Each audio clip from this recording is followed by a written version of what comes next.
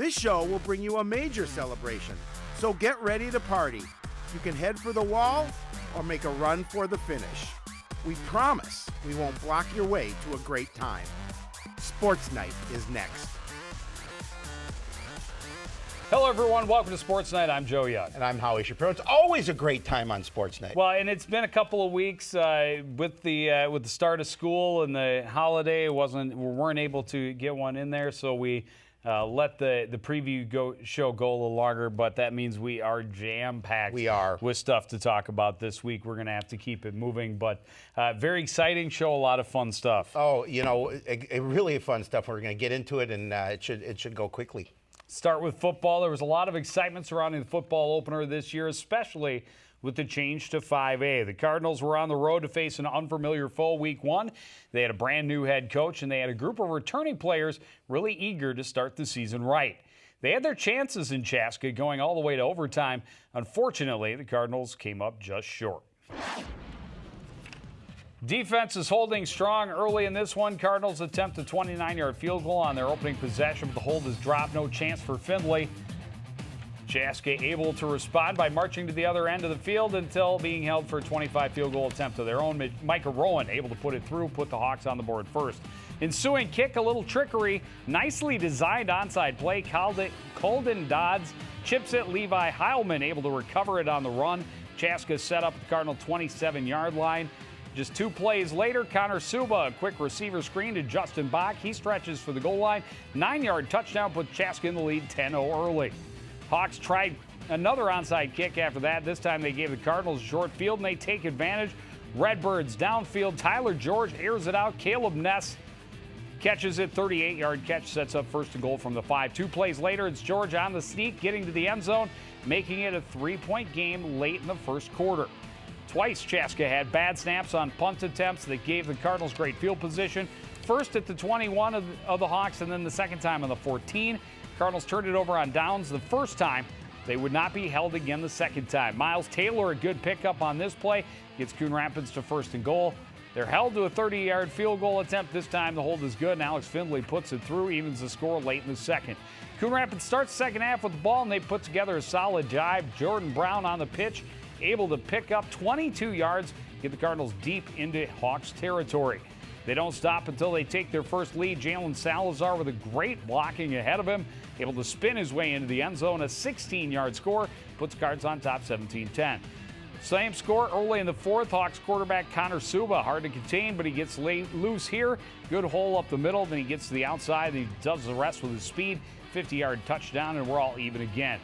Chaska ends up an opportunity deep in the Cardinals' end again. 3rd and 2. Whoopsie! Fumble on the exchange. Cardinals recover.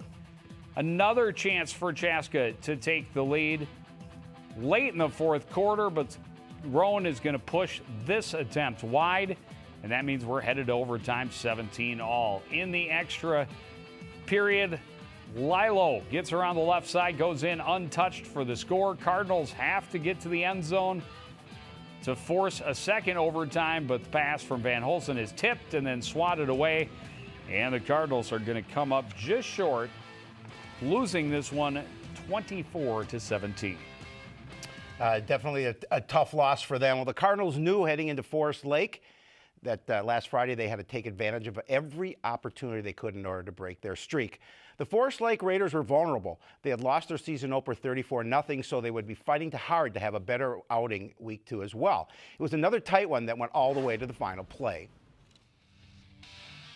Cardinals open the game with a strong drive down the field. They start with the scoring with Kenny Nowaki scoring on wide receiver screen from the 6.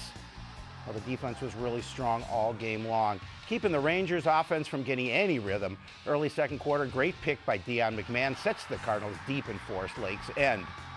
Now, the offense couldn't move the stick, but they still get some points. Coming up here, Alex Findlay has just enough on this one. It bounces off the crossbar through from 38 yards to give Coon Rapids a 10-0 lead at the break. Move to the final seconds of the third quarter. It's a nice kick by Findlay. Rangers backed up 3rd and 11. The Cardinals defense gives up the big play. Connor Hale airs it out the right sideline. Tristan Cordy makes the catch behind the defense. Nobody's going to catch him. 2-point conversion. We're going to make the score 10-8. Now the Cardinals are able to get some insurance late in the fourth quarter. Jalen Salazar runs right, cuts up the field to the end zone, a 14-yard run. He finished with a team-high 79 yards and the score. A bad snap on the extra point keeps it a one-score game, but the Cardinals defense hold. Cardinals were able to celebrate the victory for the first time in nearly 3 full seasons. 16-8 was the final score. Joe Yund. Yeah, a lot of fun to see them win. The fans were there. There was a large fan section that traveled all the way to Forest Lake to see it. It was a long time coming and a well-deserved celebration, and I think a sigh goes out of the entire team, coaches, everyone. Monkey off the back. We've got that over with. Now you can focus a little better, and I think it's going to give them that confidence that we've talked about for the last couple seasons. No question. So many of those players really haven't been able to see a win on that team, or one. Some may have just seen one, but what a good feeling for that team, the community, the coaching staff, everybody. Yeah, and they've got a couple more winnable games in front of them. They host Park Center in the home opener this Friday, and then we'll host Irondale the following Friday. That is the first conference or division game of the season. Remember, just 3 teams in the division. It's Armstrong, Irondale, and Hopkins. Those are going to be the most important games on the schedule for the Cardinals this year. But they want to have a good outing against those other divisions as well. I think they had many chances to win that game against Chaska. No question. Forest Lake, they're able to get it done. Hopefully they can keep it going against Park Center. Yeah, wait and see, but it should be fun. Well, the tennis team had 7 games under their belt before we got to the preview show. They've had 7 more since then, and they have not, unfortunately, found a lot of success. They played some very tough opponents. The week before school started, they lost to Maple Grove 6-1.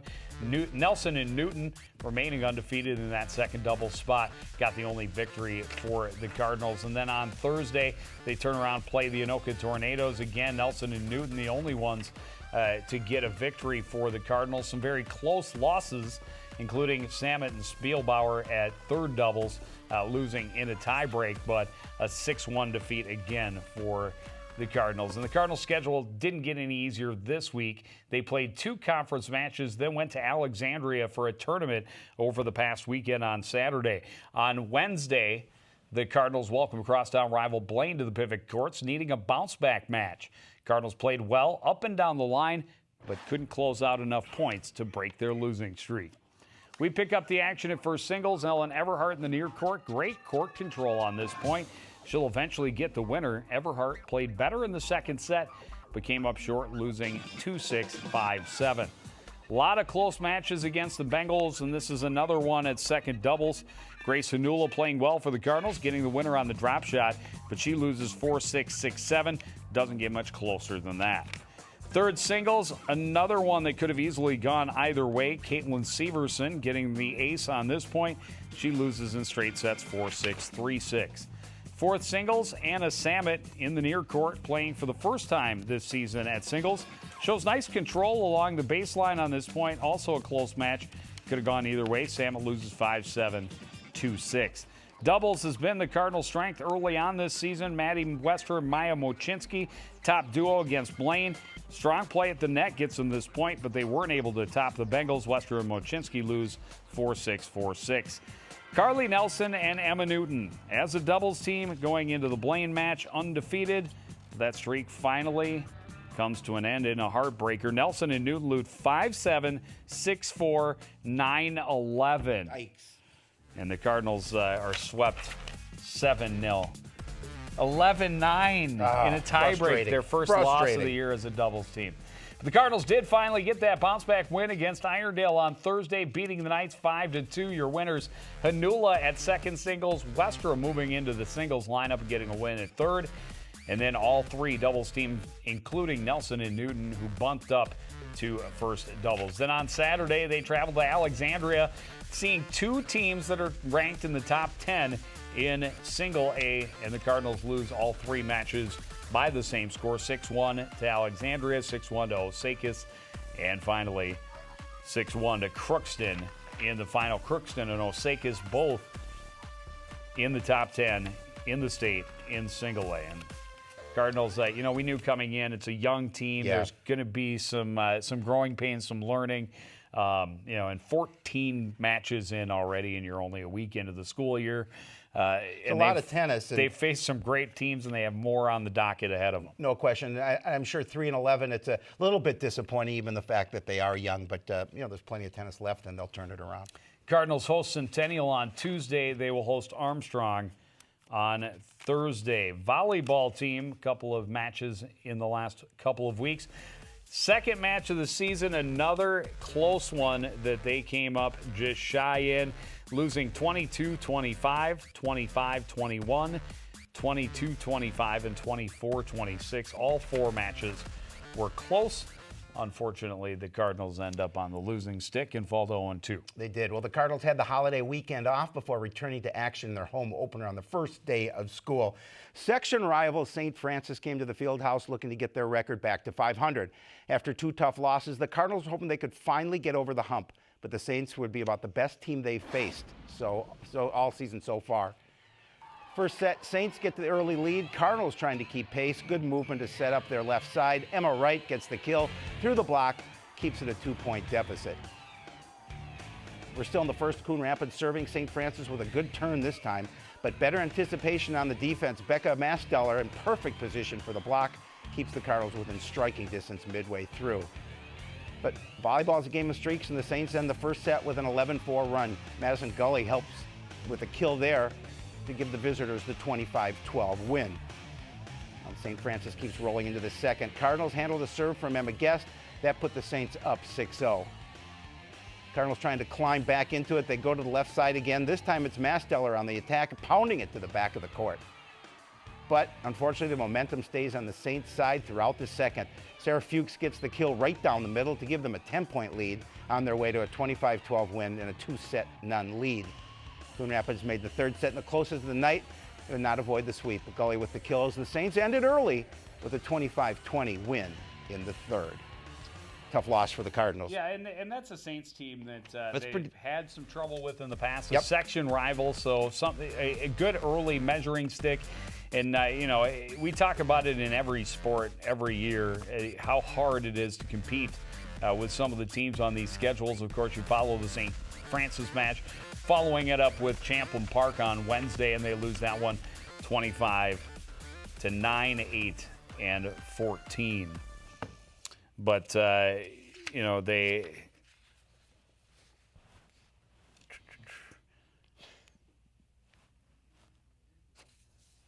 have a couple more this week that are going to be in the conference. And again, it's going to be against some of those other teams. Elk River coming in on Tuesday. We'll have our first chance to see the Cardinals in action. No question about it. Should be fun. And then they will host the Tino Grace on Thursday. Another young team, and we don't know much about, obviously, Coach Enns in his first season. A couple of very close matches, and then a couple more recently that have gotten away from them a little bit more. Swimming and diving team has gotten their season underway. They started with although it's a conference team, it's a non-conference matchup, and it really an opportunity against a strong Andover team just to give them an idea of what they have to work with. Coach Doug Donaldson raves about the girls he's got in the pool. A lot of second and third place finishes, but we're talking about a lot of middle schoolers that are starting to dent the middle school and even the all-time records at Coon Rapids. This is a team that is already putting in great times and could be amazing here in a couple of seasons if everybody keeps at it and continues to progress. They do lose to Andover 105-70, but Machinsky, that's her best ever score, I believe, at 141-25. Megan Schultz at second place in the 200 IM. Tamala King at second place in the 100 back. Emma Schmidt at third place in the 200 free. Ella Hacker, just an eighth grader, is going to pick up third place in the 500 free and fourth place in the 50 free, and both of those are in the middle school record books. Well, Thursday's matchup with Park Center, this past Thursday's matchup with Park Center, one that Cardinals coach Doug Donaldson had circled on the calendar before the season even began. It was a conference opener, and it was against a team the Cardinals felt they matched up very well against. It turned out to be a nail-biter to the end, and Coon Rapids was able to pull away for their first win of the season. Every point was important against the Pirates, and the Cardinals start the night right. 4 of their top girls teaming up for the 200 medley relay, and it's 2 sophomores, a freshman, and an 8th grader. Tamala King, Megan Schultz, Ella Hacker, and Jadlyn Michalowski turn in a time 6 seconds faster than last year's best time and get the Cardinals the early lead. That lead was never more than a couple of points either way throughout most of the meet, but more often than not, it did favor the Cardinals. They were leading the way. 8 girls had at least 2 first-place finishes for the Cardinals. Tamala King coasting to the win in the 200 free in 2:11.65 seconds. Pirates took a slim lead after diving, but freshman Megan Schultz tips the score back in the Cardinals' favor with a win in the 100 butterfly. Coon Rapids up 48-43 after 6 events. Stays close until the last few events, and then the Cardinals get hot down the stretch. 8th grader Emma Schmidt. Great performance in the 100 backstroke. One of 4 straight first-place finishes for the Cardinals that helped them clinch the victory down the stretch. Schultz actually got the deciding victory in the 100 breaststroke. But even in exhibition, the 400 relay team put together the best time in the pool. Schmidt and King teamed up with Laura McCarr and Reagan Zeman for the final event. The Cardinals celebrate a win in the conference opener, 92-87. It was a nice win. We got a nice email from Coach Donaldson after the win, and they and the team, of course, were very pretty excited about the win, able to get that first one of the year, and had a lot of good things to say about his young swimmers. Well, you talk about a team that's average age is somewhere between 8th and 9th grade. This is a team that has potential to be very, very good for a very long time. And we talked last year about a couple of middle schoolers that were rewriting the middle school record books. One is now, Megan Schultz is now into to high school, so she can't dent the middle school record books anymore. High school books she can. But yeah, oh, absolutely. Yeah. And then you get Ella Hacker coming in, and now she's hacking away at those record books as well. So all of them will be around for several years. Very exciting. And could be very fun to watch. Cardinals will host Armstrong on Tuesday and Maple Grove on Thursday, so a couple of big events for them this week as well. Cross-country team got their first taste of competition on Thursday the 31st, same night as opening football. They competed in the ABC Early Bird event with the other 4 teams from the Anoka-Hennepin district. Paul Breitbach, 3rd overall for the boys. The boys finish in 4th place. Christensen, Smith, Jorgensen, and Taylor, the other Cardinals, with top finishes. For the girls, a little bit better team finish in 3rd place. Abby Ellenbecker in 11th. Sarah Eichstad right behind her in 12th. You look at the difference, 2/100ths of a second between those two as Crazy. they stayed together for the whole race. Headland finished in 22nd with Olivia Ellenbecker not far behind her, and Hattie Bio was not far off that pace as well. Well, a much bigger event for the Cardinals last Thursday at Gale Woods in Minnetrista. The Cardinals, one of 16 teams taking part in this year's Bauman Roven Invitational. The field included some of the top runners and best teams in the state. It was the first chance for Coon Rapids to see a starting line with over 100 runners and how would they match up in these big events. Great looking group in the red during warm-ups. Added numbers give the Cardinals added strength and depth, and they've got some great leaders up front. State entrant Paul Breitbach wants to have an even stronger finish this season, and so far, it's off to a good start. Even in this field, crowded with talented runners, Breitbach was up with the leaders from start to finish. Just crosses the tape just outside the top 10, taking 12th in a time of 16:54.20. Behind Breitbach is talented but young bunch. The next 3 Cardinals to finish are all sophomores. Reed Smith gets it done in a time of 18:03.42 for 62nd. Noah Christensen wasn't far behind, just 12 seconds and 10 places. Isaac Johnson is the 4th Coon Rapids runner to the finish line, taking 106th place in just under 19 minutes. Junior Logan Roytson was the final Cardinal runner in the factor into the team finish, takes 114th. The Cardinals take 12th with 329 points. The girls' team just looking to continue their progression, getting stronger, faster, and wiser as this season goes on. Sophomore Sarah Eichstad is the first to the finish line, taking 41st place in 21:10 even. 9th grader Elena Headland is right on her heels. She crosses in 43rd place, just a flash under 21:14. Abby Ellenbacher has already been a team leader for a couple of seasons. She's also just a sophomore. She finished in 80th place in 22:06.92. Hattie Bayo and Olivia Ellenbacher finished 97th and 99th, respectively. The Cardinals finished 14th as a team. Yeah, and as we talked to Coach Denny Green, and as he posts on his website and his blog, all kind of the same thing. They're making progress, and everything they do builds up to the end. No question. While they like to see good finishes now, they want to see them learning and doing different parts of the training properly, so that come the very end of the season, they can put it all together and maybe take some teams by surprise. The Applejack Invitational, their next event coming up on Saturday. They have the Wilmer Invitational at the end of the month. Both soccer teams very busy over the last couple of weeks, getting a lot of matches in. Start with the boys team. They went to Elk River on Tuesday the 29th and got themselves their first win of the year, beating the Elks 4-2. Followed that up with a victory at home over at Park Center, 1-0, moving their record to 2-1. And that means they were feeling pretty good after a couple of wins in conference play. They knew, however, the bigger challenges still lie ahead. The Anoka Tornadoes came to the complex last Tuesday, and while they had lost their first two conference games, they were certainly not to be underestimated. Tornadoes set the pace early and were able to breeze past the Cardinals in this one. Anoka getting a lot of possession time in the attacking end early in the first, and it pays off in the 7th minute. Great cross from Wyatt Baxley. Freshman Ferris Colick at the back post to slide and redirected to the back of the net. Anoka's pressure was relentless, and All-State forward Blake Perry a big part of it. He can get it to him down low. Good job shielding the ball, then turns and finishes, puts Cardinals on top by 2. Coon Rapids able to get on the board late in the first half. A turnover in the Anoka end, but Gael Tomway challenges, gets the block. He's in alone, able to avoid the keeper and just tap it into the empty net, cut the lead 2-1. Anoka answers right back, however, just over a minute later. Watch the skills of Blake Perry. Footwork freezes the defense, then slides it across. Colick there to get his second of the game. He finished with 3 and an assist. But Perry outdoes that. He finished with 4 plus an assist, 2 in the final minute of the first half.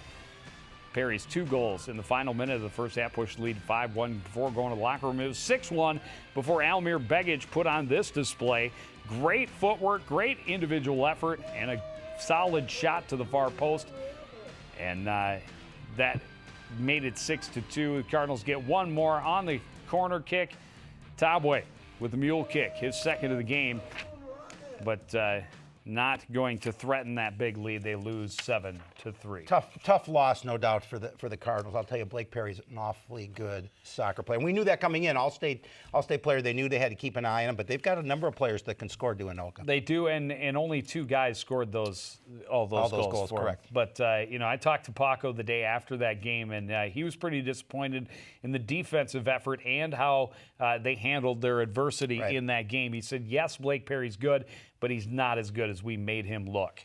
Was really disappointed with the defensive marking and the way that, again, they handled the adversity once they started to fall behind. He really felt that some of his players came apart more than they should have. The troubles continued in their next contest against Armstrong on Thursday. Cardinals lose 5-0. They did get a win on Saturday, though. They bounced back by blanking the Andover Huskies and getting a 1-0 win. Keeps their overall record even at 3-3 on the season. Cardinals at Rogers on Monday and then at Totino Grace on Tuesday.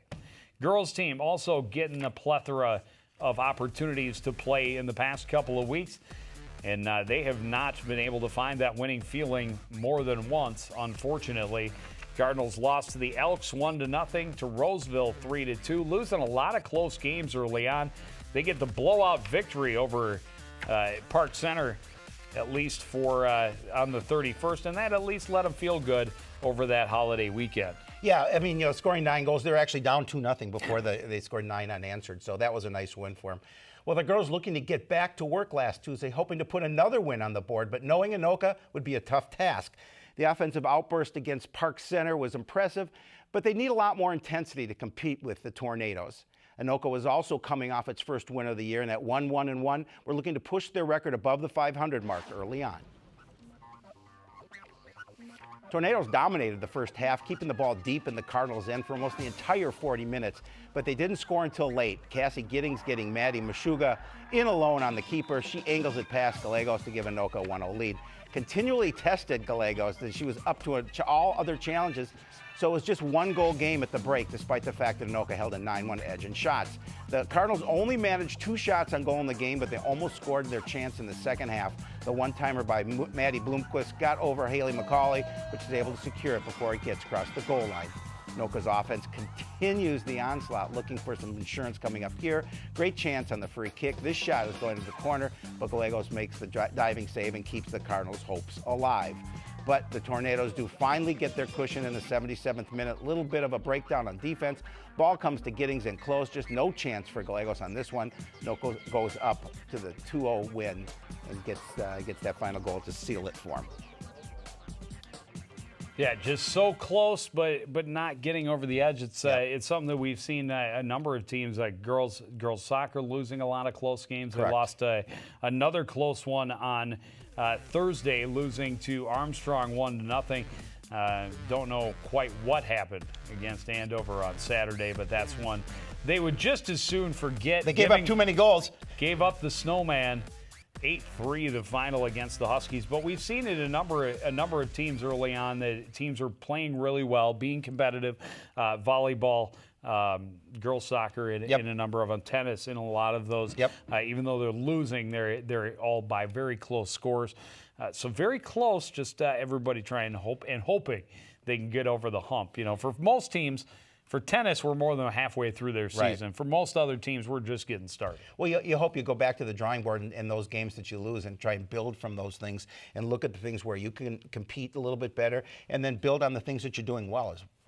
Well, we will be going back to the drawing board quite frequently and quite literally here on CTN, thanks to our new Telestrator. Woo-hoo! That's right. We've got a new toy in the truck, boys and girls, when we have the opportunity, and it's only when we use one of our 2 trucks.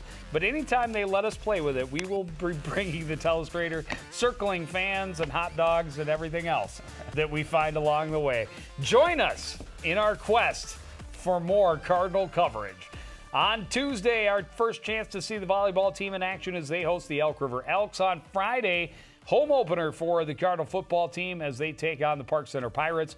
And then on Monday, the 18th, we will see the tennis team in action as they face St. Francis. But that's going to do it for this edition of CTN Sportsnight. I want to thank everybody out there for joining us and continuing to support everything we do here at CTN. For the entire crew, including Amish Shapiro, I'm Joe Young saying good night.